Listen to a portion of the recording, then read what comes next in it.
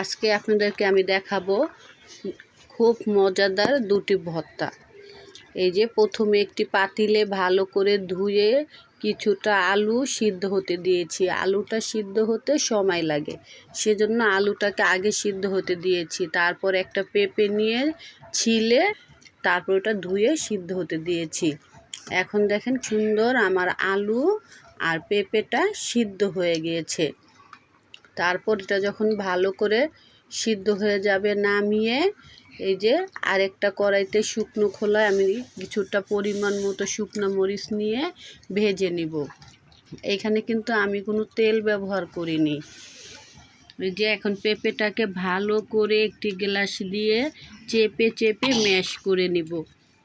আমার পেঁপেটা যেহেতু গরম সেহেতু আমি এখানে গ্লাস ব্যবহার করতেছি।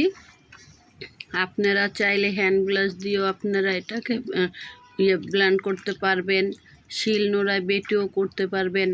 ঠান্ডা হয়ে গেলে হাত দিয়ে কুচলিয়ে কুচলিয়েও এটাকে আপনি ম্যাশ করতে পারবেন, যার যেরকম সুবিধা।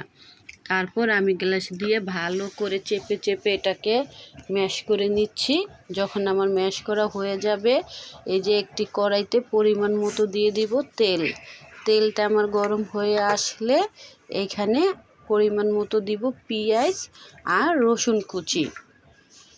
রসুনটা হলো আপনার জন্য অপশনাল, আপনি চাইলে দিতেও পারেন নাও দিতে পারেন। যেহেতু আমার এটা ভর্তার সাথে রসুন দেওয়াই যায়, সেজন্য আমি এখানে রসুন ব্যবহার করেছি। পেঁয়াজটা যখন সুন্দর লাল লাল হয়ে ভাজা হয়ে যাবে তখন আমি কিছুটা পেঁয়াজ সাইডে উঠিয়ে রাখবো। কিছুটা পেঁয়াজ আমি সাইডে উঠিয়ে নিচ্ছি। তারপর এখানে আবার যে বাকি পেঁয়াজটা আছে সুন্দর করে নেড়ে চেড়ে মাঝখানে এনে এখন আমি দিয়ে দিব সেই যে আমার সেই পেঁপেগুলো, যেই পেঁপেগুলোকে আমি ভালো করে ম্যাশ করে নিয়েছিলাম। এই যে পেঁপেটা দিয়ে তেলের উপর এখন ভালো করে নেড়ে চেড়ে পেঁয়াজের সাথে মিলিয়ে নিচ্ছি। তারপরে এখানে দিয়ে দিব সে যে শুকনো খোলায় ভেজে রেখেছিলাম শুকনো মরিচ, পরিমাণ মতো শুকনো মরিচ দিব। যে যেরকম ঝাল খাবেন, আপনার ঝাল যেরকম খাবেন আপনার সুবিধা অনুযায়ী আপনি সেই পরিমাণ ঝাল দিবেন। তারপর এখানে আমি দিয়ে দিব পরিমাণ মতো লবণ। মরিচ দিয়েছি, পরিমাণ মতো লবণ দিব, দিয়ে ভালো করে আবারও আমি নেড়ে চেড়ে নিব। এই যে দেখেন আমার পেঁপের কালারটা কত সুন্দর হয়ে আসতেছে। লবণটা দেওয়াতে যে ভিতরে পেঁপের ভিতর পানি থাকবে সেটাও তাড়াতাড়ি করে শুকিয়ে যাবে।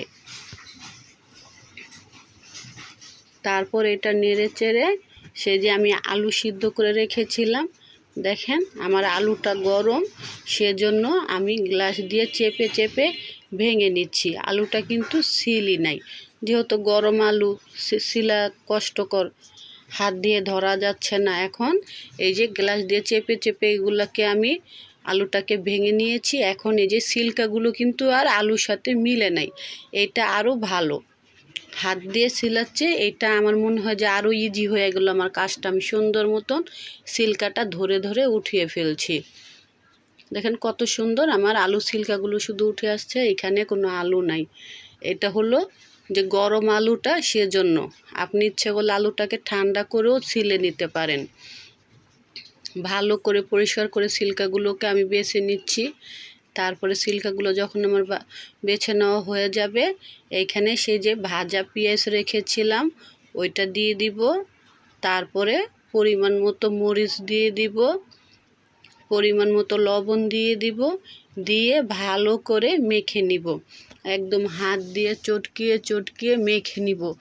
আলু ভর্তায় কিন্তু কোনো মশলা নাই, শুধু আপনার পেঁয়াজ মরিচ লবণ। আপনি এইখানে যত বেশি ভালো করে চটকাবেন আপনার ভর্তাটার টেস্ট অত বেড়ে যাবে। এইখানে আমি দিয়ে দিচ্ছি সরষের তেল। সরষের তেলটা দিয়ে ভালো করে একদম আবারও আপনি চটকিয়ে চটকিয়ে মেখে নেবেন। তারপরে দেখেন কত সুন্দর আমার ভর্তার কালারটা হয়ে গেছে। এই যে আমার ভাজা পেঁয়াজ দিয়েছি, এই ভর্তাটা কিন্তু একটা অন্যরকম স্বাদ। আবার কাঁচা পেঁয়াজ দিয়ে খেলেও কিন্তু একটা অন্যরকম স্বাদ। আপনি যেইভাবে খেতে চান সেইভাবেই কিন্তু ভর্তা খেতে পারেন। আমি সব রকমই করি, কারণ এই ভর্তাটা আমার রাজকন্যা আমার রাজকুমার পছন্দ করে। এক এক দিন এক এক রকমভাবে করি। আমার 2টা ভর্তা কেমন হয়েছে আশা করি খেয়ে কমেন্টে জানাবেন। আল্লাহ হাফেজ।